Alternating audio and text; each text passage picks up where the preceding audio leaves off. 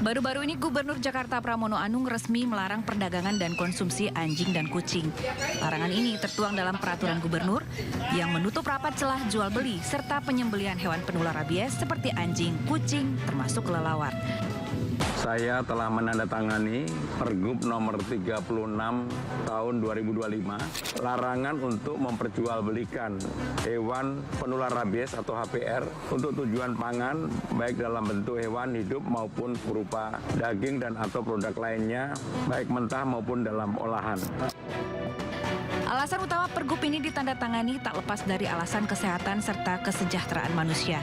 Di antaranya untuk menghindari risiko penularan rabies, kesejahteraan hewan itu sendiri, serta terakhir mencegah peredaran daging berbahaya yang telah terkontaminasi bakteri. Aturan baru ini menjadi langkah penting pemerintah Jakarta untuk menjaga kesehatan warganya, sekaligus peduli terhadap nasib hewan. Tim Liputan iNews melaporkan. Presiden Prabowo Subianto memberikan rehabilitasi kepada ex-Dirut ASDP Ira Puspadewi. Selain Ira, rehabilitasi juga diberikan kepada 2 orang di jajaran ASDP, yakni Muhammad Yusuf Hadi serta Hari Muhammad Adi Caksono. 20 November lalu, mantan Direktur Utama PT ASDP Indonesia Ferry, Ira Puspadewi, divonis 4,5 tahun penjara dan denda Rp500 juta oleh Majelis Hakim Pengadilan Negeri Jakarta Pusat. Ira terbukti bersalah dalam kasus korupsi terkait proses kerjasama usaha dan akuisisi PT Jembatan Nusantara tahun 2019-2022. Majelis Hakim juga memvonis 2 orang lain, Direktur Komersial dan Pelayanan PT ASDP Muhammad Yusuf, serta mantan Direktur Perencanaan dan Pengembangan PT ASDP Hari Muhammad Adi Caksono. Keduanya divonis 4 tahun penjara dan denda Rp250 juta. Kini ketiganya mendapat rehabilitasi dari Presiden Prabowo Subianto.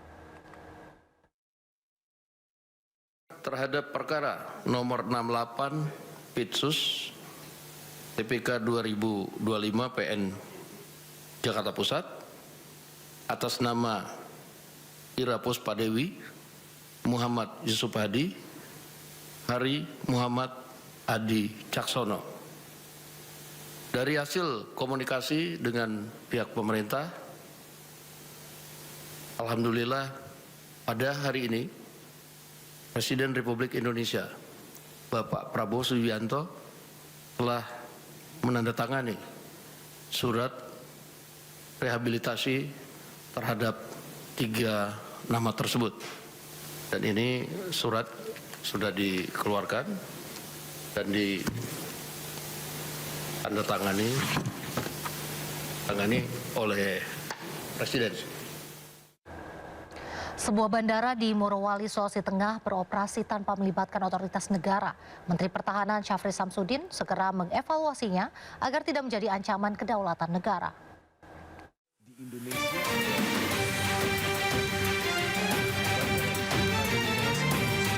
Satuan Tugas Penertiban Kawasan Hutan Satgas PKH menemukan bandara yang beroperasi di kawasan PT IMIP, Kabupaten Morowali, Sulawesi Tengah. PKH dalam Instagramnya mengungkapkan bandara ini beroperasi tanpa ada otoritas negara seperti bea cukai hingga imigrasi. Seluruh kru yang berada di bandara PT IMIP bukan merupakan otoritas negara.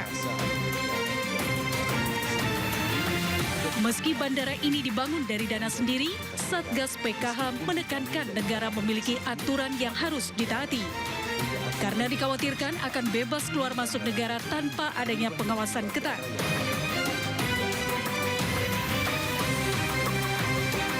Dugaan adanya bandara tanpa otoritas negara diungkap Menteri Pertahanan Syafri Samsudin saat melakukan peninjauan intensif di Morowali, Sulawesi Tengah dalam rangka simulasi pertahanan terintegrasi TNI. Bandara yang tidak memiliki perangkat negara yang bertugas di dalam bandara tersebut.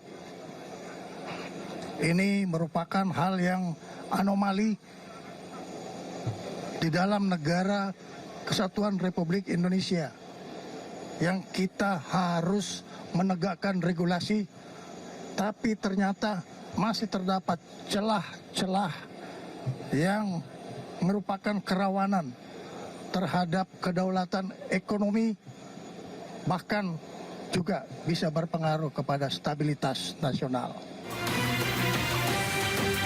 Sementara itu, Bandara Indonesia Morowali Industrial Park atau IMIP tercatat dalam situs Kementerian Perhubungan Republik Indonesia, Direktorat Perhubungan Udara.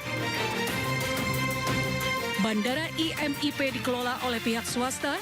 Bandara ini berlokasi di Desa Fatuvia, Kecamatan Bahodopi, Morowali, Sulawesi Tengah. Tanah longsor terjadi di 3 lokasi memutus akses jalan di jalur lintas Sumatera, Kabupaten Tapanuli Selatan, Sumatera Utara. 1 truk tangki Pertamina dan 2 mobil terjebak material tanah longsor. 1 mobil Innova dah. Itu dia Innova ya. Masih kondisi mesin hidup. Tanah longsor terjadi di 3 lokasi berbeda di Jalan Lintas Sumatera, Kabupaten Tapanuli Selatan, Sumatera Utara. Sebuah minibus yang sedang melintas terbawa material tanah longsor ke dalam jurang yang menyebabkan pengemudi dan penumpang luka-luka dan dilarikan ke rumah sakit terdekat.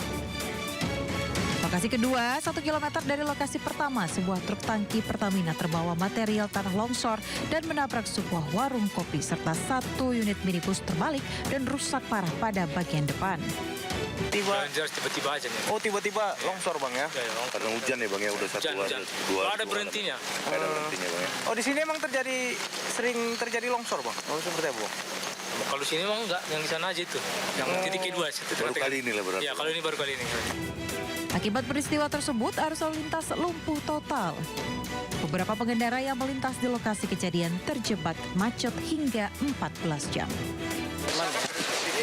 Istilahnya nunggu ini lah Bang, nunggu evakuasi untuk jalan ini kan. Oke, Abang bersama keluarga Bang? Ini Bang Linda? Iya, bersama keluarga sama kawan. Kendalanya apa aja nih Bang? Setelah lama tertahan di sini Bang? Ya susah lah Bang, semuanya lah, nyari makan susah kan. Oh, oke Bang. Selain menutup seluruh ruas jalan lintas Sumatera, sejumlah rumah dan pemakaman juga mengalami kerusakan. Dari Tapanuli Selatan, Sumatera Utara, Indra Mulia Siagian, iNews melaporkan. Bencana longsor dan banjir bandang menerjang Kabupaten Tapanuli, Sumatera Utara. Hingga saat ini 9 orang dilaporkan meninggal dunia dan hampir 2.000 keluarga terdampak.